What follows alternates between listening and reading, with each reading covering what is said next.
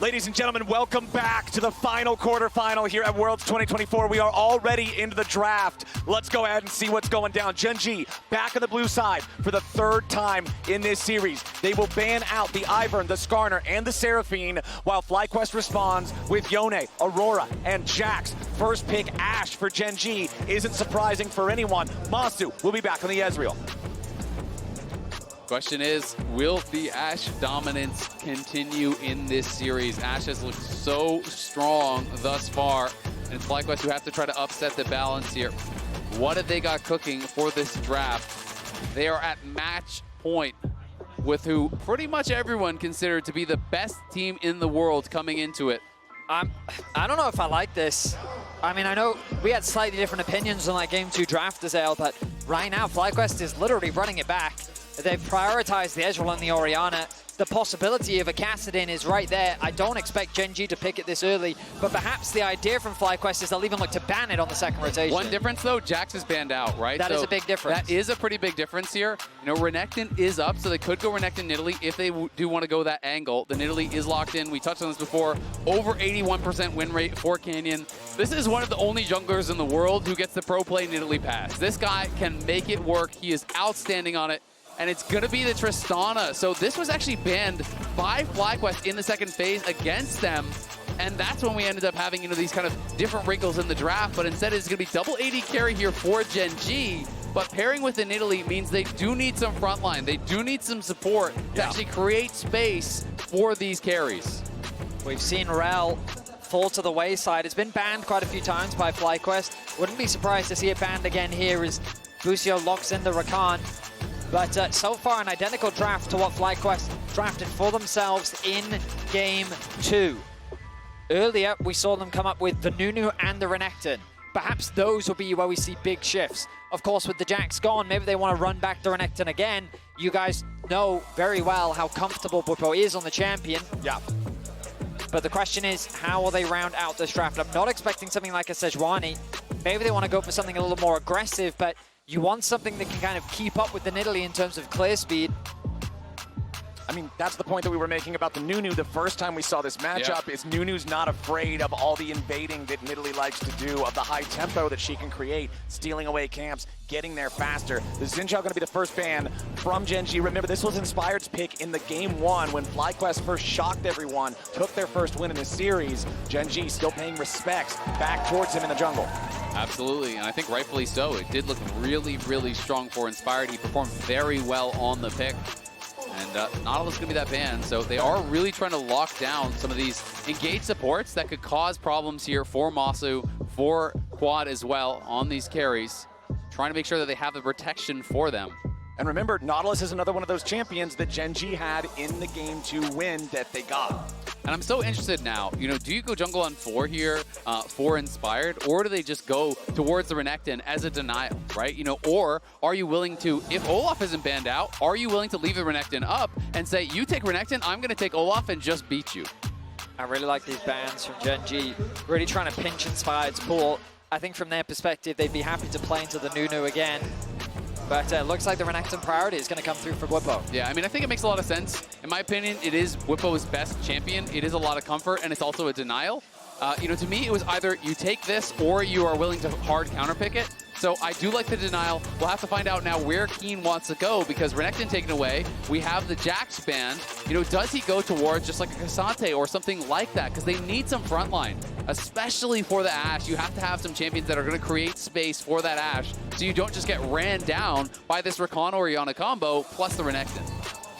All right, time's running out. What will be the fourth pick here for Gen.G? Okay. Oh, we're gonna nice see either top lane or support. Probably Maokai. support. Probably support coming in here, and it should be the Kiin Sante coming through.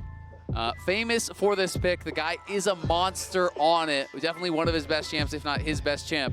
I think he is very, very strong on it. Also, Lehends just known for his unique, I mean, this is the singed support guy, right? Yeah. We've seen him bring out the Maokai before. He's going to be bringing out again, primarily with the role of providing that extra utility for his team.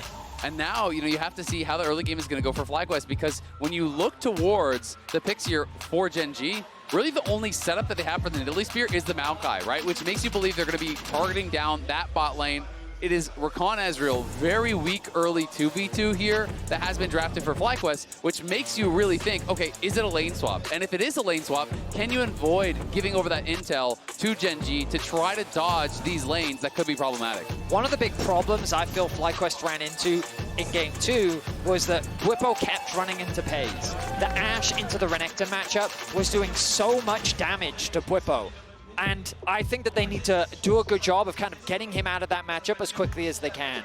The early swap is going to be incredibly important. You talked about it. We're expecting it to come through from FlyQuest to try and avoid this Ashe lane for the Ezreal. We also have to remember, in that second game, when Gen.G did really run over them, Bwipo also took this really bad trade, got chunked low, and then he got dove, right? Yeah. And that dive was really what set him so far behind. Because when you are playing this standard lane swap setup, where your top laner is going top and actually laning with the AD carry to get experience and then TPing bot, if you die on that dive, your game is toast. Because you have no teleport to get back, you're going to lose plates, you're going to lose experience, and you're going to fall so far behind. All right, boys. Game number 4, match point for FlyQuest. I don't think practically anybody was expecting us to be in this position coming into this series today. The odds seemed so overwhelmingly in Gen.G's favor, but FlyQuest has just responded to this absolute massive challenge beautifully. And I don't think there was a single serious prediction for FlyQuest. Not one. I think there's absolutely none. And if they are able to pull this off, I do think it would be the single greatest upset in League of Legends history. I mean, that's always a fun debate, right? Because you can always go through and the context of the time, but it's hard to disagree because of the context of the situation, right? The closest one would be the G2 RNG series back from 2018. Or TLIG. Yeah, right. And it's always about the context because it's always these situations where you're going up against a reigning champion of something versus an underdog who is not expected to really do that well at the tournament. And yeah, I mean, Gen.G, the reigning MSI champions, while the second seed from the LCK after the Swiss stage, people looked at them and said, perhaps this team really is the stronger version. They just lost a single best of 5. Yeah.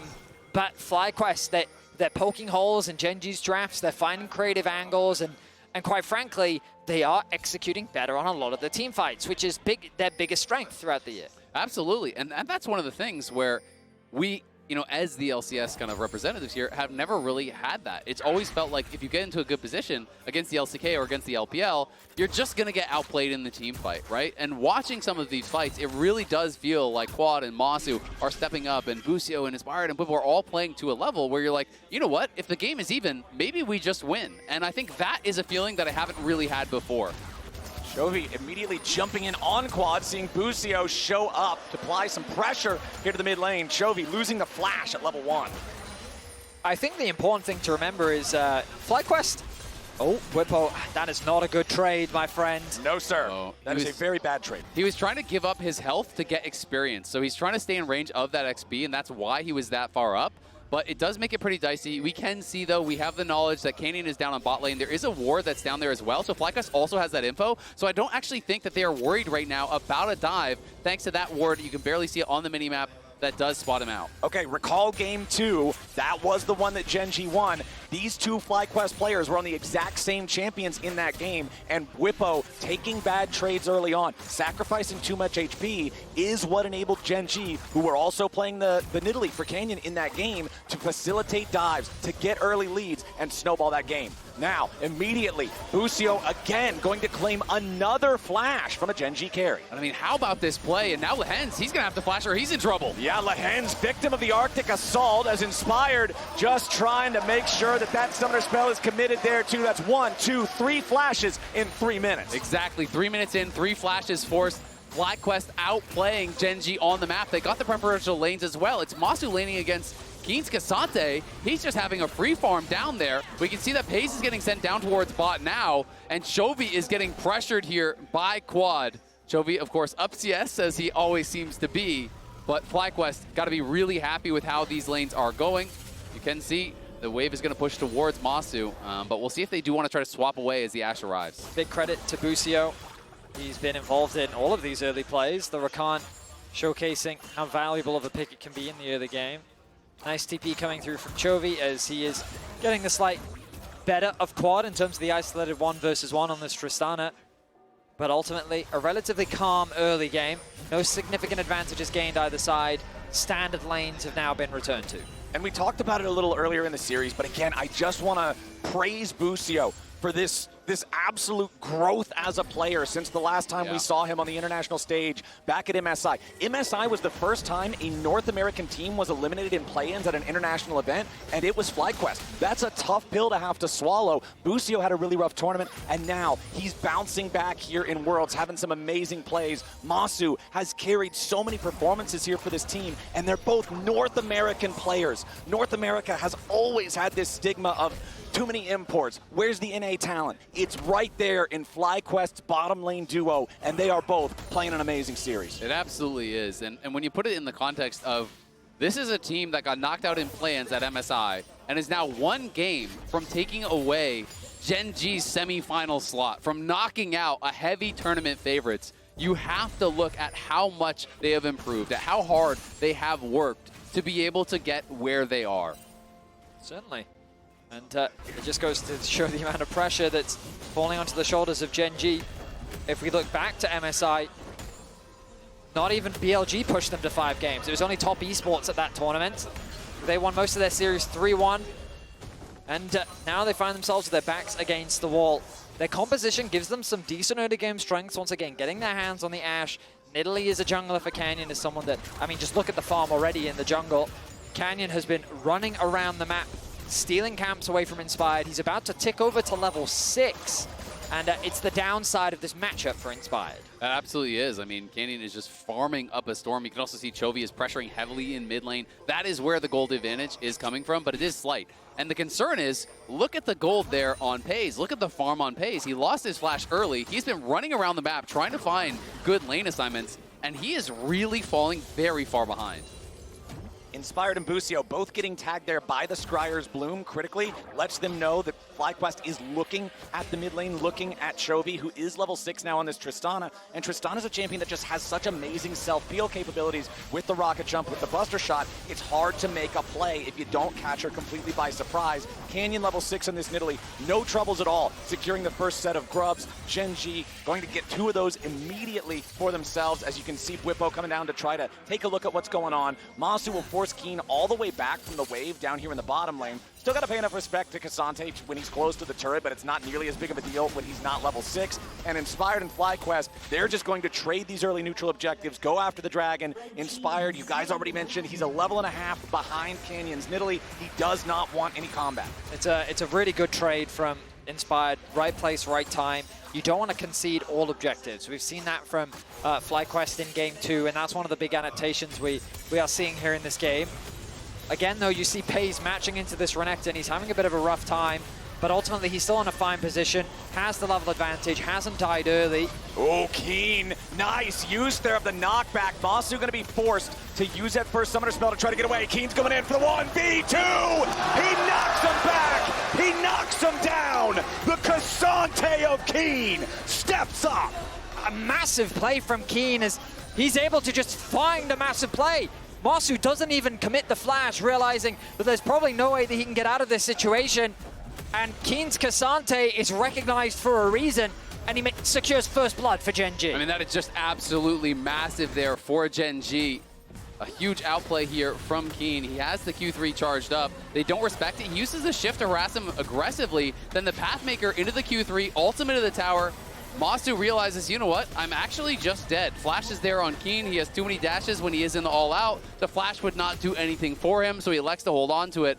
But that over-aggressive shift is punished expertly by Kiin. How many times have I seen players, usually it's top laners, disrespect K'Sante with his third in Topo strike primed, with all outs cooldown available close to his turret. It is one of the deadliest combos in League of Legends. I mean, K'Sante, he's what the copy pasta was made from. He's already doing great work for Gen.G on the Rift, but it's important to always add that caveat of the overall gold state, and the reality is, even with that kill, Peyz finds himself about 550 gold behind. As El was talking about it earlier, the experience and gold deficit that Peyz has found himself in is a pretty significant one. Absolutely, and a lot of that credit, is deserved by Busio, who moved around the map, put that pressure on. They were able to get a lot done with him. Inspired and Bwipo trying to put on pressure where they can. Canyon has maintained his about 500 gold advantage, but is not growing larger at the very least, therefore Inspired. We'll see how Bwipo does hang on now in this 1v1, because despite the farm advantage, he's actually down gold, and Kiin has a really good buy after that 1v2 kill. Yeah, Kiin's feeling great about his current place in the game, as Inspired showing up here after Chovy. Arctic Assault flash to lock up the Gen.G mid, and Chovy with a late flash wastes a summoner spell to still be dead. Chovy caught completely off guard there with a great gank from Inspired. Canyon wants to try and contest this crab, but he doesn't have a mid laner to help him. Bwipo comes down. Another objective, a small one, albeit secured for FlyQuest. And you can see the pressure mounting on Gen.G. That is not normally a mistake Chovy would make, wasting the flash with no health remaining. He knows he is one game away from his World's Dream ending for this year. And he's been in this position many times before, by the way. The expectations for Chovy are not new.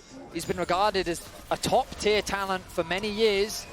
And even last year, falling short in the quarterfinals to BLG.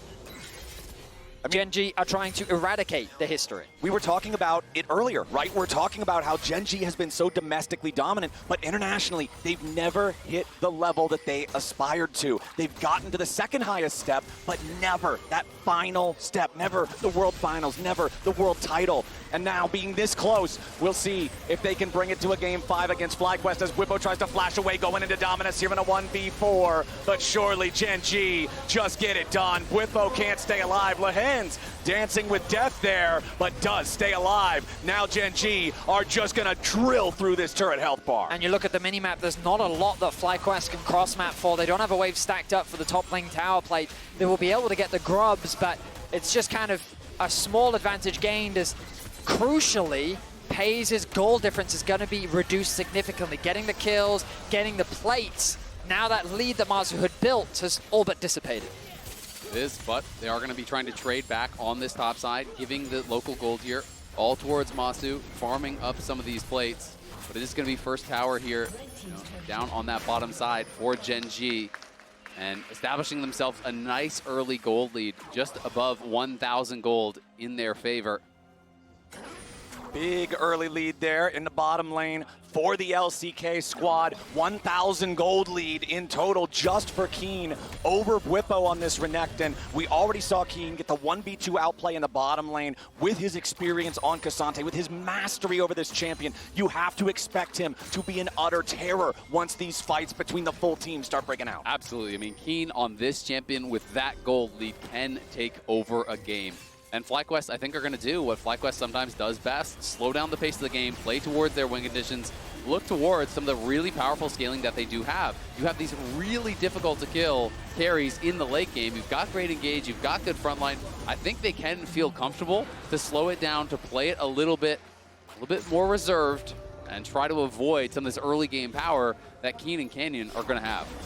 Peyz flashing away there. Quad with the threat with the shockwave, but now Gen.G coming right back in. Quad's gonna get locked up, have to flash away to try to survive. Canyon on the chase. Quad's about to die. 50 HP remaining, but an ice shield keeps him alive. Kiin coming in with the all-out. Busio flashes back over the wall. FlyQuest somehow live, but Gen.G easily win the fight. They're gonna use that tempo to put more damage into the tier 1 turret over here in mid. Kiin overstepping his bounds a little bit here, has to try to step back away. Busio still hanging around too with about 300 HP. TP coming in from FlyQuest to reinforce the turret after losing 2 plates. And look at the map pressure that Gen.G has as well. They're keeping top pushed in. There was no wave for Bwipo to really push in on the bot side, and they collapse in mid for losing nothing. They get themselves more plates too. A clean collapse that should have really resulted in a kill. I think it was a bit of a misclick from Kiin. I think he wanted to hit Quad, but he ended up hitting Busio. Ultimately, though, they get what they wanted. Now Chovy and Canyon together up here hanging around this top side. Massu on the Ezreal is very evasive, but man, if they ever catch him, he'll just pop instantly. Looking at the items coming online here, you can see first items completed for a couple of different players. Lehends there for Canyon. Yes, Inspired has his first item fully completed as well. It is the Locket. This is an advantage of playing a tank jungler versus a carry. You just get to buy the thrift store stuff, much cheaper price point. But when you also look at the mid lane, Quad is 3/4 of the way to a fully stacked Seraph's Embrace. That'll be a big power spike once he can get those last 80 or so stacks. Certainly will be. We turn our attention now to the Rift Herald, though, as Gen.G's already sitting up for it. You can see the vision control they have around the top side river. Chovy keeping the push in the top wave. K'Sante on the bot lane. His TP is about to be available, and so he has another wave that he can catch and push out. The problem for FlyQuest is there's not really any big points of pressure that they have access to right now. It's difficult to send Orianna off to a side lane. They're keeping Massu over there, whereas Gen.G have already brought Peyz over. And the threat of that arrow onto Quad is something that he always has to be cautious of. Now they've moved him up towards the top side. They do have that top tower available to him, but the risk of a collapse from Gen.G is something you have to respect. MasterCard lane economy snapshot showing that yes, it's a small lead for Quad and for Busio, but the big story being told, Kiin building that lead. Again, a big part of that was the outplay in the bottom lane in the 1v2, and then Canyon naturally just using the pace of the Nidalee, the tempo this champion can guarantee to stay ahead of Inspired the entire time. Rift Herald now the target for Gen.G, and FlyQuest can't really contest it. They just got to back away, so Gen.G is going to enjoy another neutral objective. Yeah, they are, and I think that is kind of the advantage that they have earned for themselves with some of this early game power. Nice Scryer's trinket there. Does actually spot out that FlyQuest were trying to lay a trap. Inspired and Quad were waiting in that side brush, hoping that Chovy would overpush, but not going to be able to find a play. Drops the Herald immediately. They know that the mid tower is very low. There's no wave for Massu to really contest with. And there should be another objective secured for Gen.G. Yeah, Herald should just knock it over by itself. Kaboom! All right, needs one more auto attack to do it. Oh, wow! Oh. Okay, Massu saves the day. The turret has literally 20 HP out of 5,000. Calculated. It's a Shockwave top lane. Quad in trouble though. Inspired shows up to try to block it for him. Chovy flashing over, making the outplay to guarantee they get their man. But now Inspired and Busio are still looking to lock up the Gen.G mid. Massu's there for a little bit of extra damage. Chovy doing everything he can to kite it out, but it ain't gonna matter. Inspired secures the kill. Canyon with a flash away from the grand entrance from Busio. FlyQuest make it an even trade mid for mid. And at the end of the day, they got more summoners, actually, because they forced the flash off Chovy and Canyon. Quad didn't have his, so it's just that flash there, traded by Inspired. Nice punch back here by FlyQuest, but again, it's the map play from Gen.G. They are the masters of macro. They play the map so incredibly well. So meanwhile, they're pushing in bot, they're pushing in mid, they're shoving these waves, and they're constantly taxing your resources elsewhere. Quad gets spotted on a ward. He's thinking about heading back to top lane. Bit of indecision as the collapse comes through from Gen.G. A nice shockwave to buy himself some time. The flash comes in from Inspired to help keep his mid laner alive. It's a really good ultimate, but then the flash follow through from Chovy as he sidesteps that Ezreal ult. It's unfortunate for Massu that he can't get the kill here. Chovy going to throw out the ulti to create space between him and Massu. Means that Inspired's forced to take it, and then Canyon's able to get away to safety. Yeah, nearly got it with the red buff burn there, but just didn't quite have enough damage to actually finish him off. And Chovy, at the very least, does deny the kill from the Ezreal, but Inspired getting a little bit of gold back, which is important for him to stay relevant in this game. You know, Canyon obviously maintains a very large farm advantage. Let's see here if Lehends can get away from this. Inspired and Quad chasing after the Maokai, who used the flash to buy a little bit of extra time, but now it means there should be no way for him to get away from this. Quad will keep on chasing. Ball delivery complete as the enemy support is down. And again, we talked about it back in draft, boys. That's the main engage for Gen.G. Without that setup, there's not really a way for them to safely approach for something like this dragon. Meanwhile, an arrow flies out. Kiin going all out underneath the turret, but Bwipo's looking to outplay here with the dominance. It's a 3v1, but Bwipo gets away for now. Canyon, the backup, the spear connects. Bwipo with a flash away, and the TP is going to be way too late. Quad goes in to find the shockwave, but a beautiful use of the stasis from Canyon. He stays alive. Gen.G maintain a 1-kill advantage as Quad and Busio have to retreat. The tier 1 turret is down, and Gen.G are holding the wrecking ball. That was such a critical spear there from Canyon. If he doesn't land that on Bwipo, I don't think they can actually go for the dive, but of course he does, because he is Canyon. We're not done yet. Inspired having to get away now. Dashing out of the river, throwing back the Glacial Prison. Looking to lock up Peyz, who uses the cleanse to try to escape. Massu still firing back. FlyQuest is down 3,000 gold. They've got to be very careful about these fights that they take, because Gen.G are at a point of comfort. Gen.G continue to demonstrate their mastery over macro as they lose Lehends and immediately, without hesitation, turn their attention to the top side of the map. Bwipo, thinking that he can just catch this wave, does a good job of surviving the initial dive, but 3 members wasn't enough. Gen.G had committed 4 to the top side of the map with Canyon coming in on the flank, and as Ezreal said, that spear was crucial. You look at the minimap, Canyon already making his way up, the Ashe arrow, the TP commitment, just this level of awareness of where Gen.G can play on the map to at the very least get something back for the Dragon was masterful. Yeah, I mean, it was really, really big, but Bwipo played well to clear out the wave. If he didn't get attacked by that spear, I think you can just walk out the back and Quad can come in and actually TP in and save the wave, and Bwipo knows that one hurts because not only does he go down, it's the flash, it's the TP, it's the ulti from Quad, it's them losing the tower either way. Yeah. That was a critical moment in the game, and Bwipo knows it didn't go their way. So grubs are even. FlyQuest might be up a single Drake, but it's 3 turrets to nothing for Gen.G. That is a huge part of this 3,000 gold lead they've built so far for themselves. Now Kiin, yeah, he's far forward in the enemy jungle, but more importantly, he's K'Sante. He has to commit the flash to get out, but he still stays alive and doesn't even lose a meaningful amount of health. Gen.G, you just turn your attention to the minimap and you look at how much blue there is.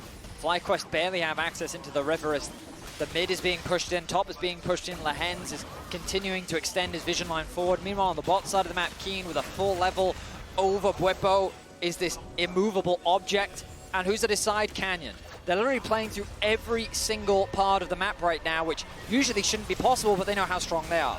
Yeah, you're talking about a full level lead in top. It's a 2-level lead in the jungle. Bwipo's dominance ain't gonna matter. An arrow through the heart, and Canyon's taking the payday. It's Peyz from downtown, back-to-back arrows, nailing Bwipo. FlyQuest trying to look for some sort of a counterplay on top side, but they just can't find it. And Gen.G are punishing Bwipo time and time and time again. Beautifully done from Gen.G. FlyQuest, let's see if they can find anything here. Inspired's gonna wrap around a little bit, interrupts Kiin, but he can go all out, just immediately using that as the escape lever. Inspired continuing to try to lock up the Gen.G top laner. Massu behind him here for the chase. Glacial Prison finds the mark, but it finds the mark in the middle of the minion wave, which makes it that much harder to find your maximum DPS with the Ezreal, the Mystic shots, just colliding with this trash instead of finding the target you want in the K'Sante. You can see that FlyQuest is just kind of fishing at this point. There aren't many plays for them available on the map. They see if they can try and punish Kiin, but don't quite have the damage to convert it into much. And the game, similar to Game 2, is very quickly snowballing out of control. It really is. And I mean, they may not have a Kassadin, they may not have a Jax, but Chovy is playing through the side lane constantly on this Tristana. And Kiin, utilizing the massive advantage that he has built for himself, is just a brick wall that can constantly push in waves, constantly create avenues of attack for Canyon. And when we looked at Game 2, where Gen.G won, it looked like they were doing a lot to FlyQuest of what FlyQuest did to them in the previous game in Game number 1, with the 80 carry domination, with snowballing through that early game. And now when we look at Game number 4 and compare it to Game number 3, it was FlyQuest's top and jungle in the previous game that were the vast majority of the lead. And now here in this latest episode, it's Gen.G again, suplexing that and taking the lead for themselves. It absolutely is. You know, the bright spot for Fly, though, is that both of their carries are pretty close to where the Gen.G carries are, and we'll see if they can find Kiin now. They're committing a lot for a K'Sante here. Bwipo and Inspired chasing after him. Kiin still trying to get away. Gen.G bringing in a TP. K'Sante still not even taking any meaningful damage at all. Continuing to push forward. Arrow doesn't hit the target, and Chovy's gonna flash back away. All out from Kiin. Quad's under pressure, and Bwipo's about to die. FlyQuest chased too far. Gen.G are ready to punish, and they want even more. Beautiful engage from Kiin to keep on following it up. Quad barely trying to get away. He's got 200 HP remaining, and the Nidalee says no! It's nothing but a black and white screen for the FlyQuest solo laners, and Gen.G want to take us to a game point. FlyQuest kept fishing, but they did not like what took the bait. The rest of Gen.G were quick to collapse as Chovy TPs in and buys time for the arrival of Canyon. FlyQuest fall under the dragon to Gen.G. And gentlemen, I feel like we're going to Silver Scrapes. I think so too. Gen.G are just playing this game out so incredibly well. FlyQuest are going to keep looking for opportunities, but the opportunities are going to get fewer and further between. It feels like Gen.G are doing just a perfect job of not allowing FlyQuest any meaningful way to fire back. Anytime FlyQuest looks for something, Gen.G's ready to respond. An Ashe arrow from across the map, a teleport to show up and protect somebody, a fourth dude when 3 dudes can't get the dive done. Gen.G is prepared here in this 4th game. I mean, they just can't kill Kiin, right? You know, he's stacking so much armor, so Massu's not going to do it. Bwipo's not going to do it. You're relying on Quad, but at this point in the game, There's just no way. And Orianna can't get it done. Maybe at 4, 5, 6 items, can he threaten Kiin? But it just takes no damage at this point. Massive, massive difference in power between these top laners. Kiin now finally getting a little bit of MR here too. You can see the Negatron cloak with the additional cloth armor and inventory. This should be the Jack show. And honestly, that's all he's going to need with what you're talking about with the Orianna being this only AP threat. He's so far ahead of Bwipo on the Renekton. And I mean, FlyQuest's only hope in this game is if it goes really, really, really long, right? You know, they need to get to this point in the game where Quad has Magic Pen, where he has a Death Cap, where he has all these items in the AP behind that Magic Pen, and where Massu and him can actually threaten the front line, because that is feeling like that is a good 20 minutes off, and I don't think Gen.G is going to give you that time. This is the clinical precision that we're used to seeing from Gen.G. Little room for FlyQuest to come back, and crucially, we think back to FlyQuest's team fights. That has been their avenue to victory, and Gen.G have denied them any sort of option to get those in this game. It's not been about the 5v5, it's the skirmishes, the 3v3s, the 2v2s, the fights that happen before the objectives even spawn. Perhaps a Baron could be FlyQuest's way back in. Bwipo looking for the flank on Peyz. Dominus pop with the arrow to immediately try to stop the FlyQuest top laner. Sterix Gage to keep him alive. Kiin's ready to keep on pushing forward here with the Pathmaker going in, looking for a little bit more damage onto Quad. Bwipo's going to be dropped first. Quad's going to go right with them. Bwipo and Quad, the solo laners down. A double kill for Chovy as Gen.G do not stop here. They keep chasing the remaining FlyQuest players with Kiin leading the charge. FlyQuest disengaged successfully, but Gen.G run this rift. FlyQuest look for an avenue of attack, but at this point the wallet difference is just too big. The idea from Bwipo there, providing a gate for Busio to get onto the back line. The shockwave combo connects, but it just doesn't do enough damage. Another Baron begun by Gen.G. FlyQuest knows they can't afford to give this one away, but what else is even gonna happen? Chovy and Gen.G chasing after FlyQuest, killing Massu, burying Busio, and just making Inspired head home alone. And Gen.G just landed the knockout punch in this game number 4 with the Baron. That has to be it. Gen.G running away with this one, playing the map so incredibly well, knowing their limits in these fights, knowing how to extend the advantage to impossible lengths.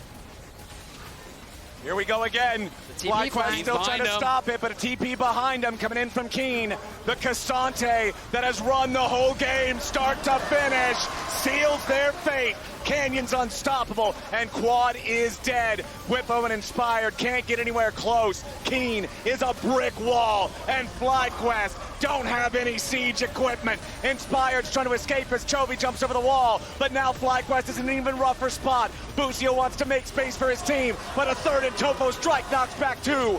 FlyQuest still trying to run, but Gen.G's stronger, Gen.G's faster, Gen.G's better. The Titans from the LCK refuse to go quietly into the night. FlyQuest have put up a valiant fight, but just look at the decimation. Good target focus there from Gen.G. Immediately peeling for Peyz. Once he creates space, the shockwave does connect onto Chovy and Canyon, but it barely tickles them. With the damage done, FlyQuest have nothing left but to retreat. Exactly, and I mean, FlyQuest, they know it was always going to be a long shot in the position of this game, but you've got to look for those slim opportunities. This is Worlds. You don't get another series if you lose this one. You got to leave it all out on the Rift, and that's what they're trying to do here.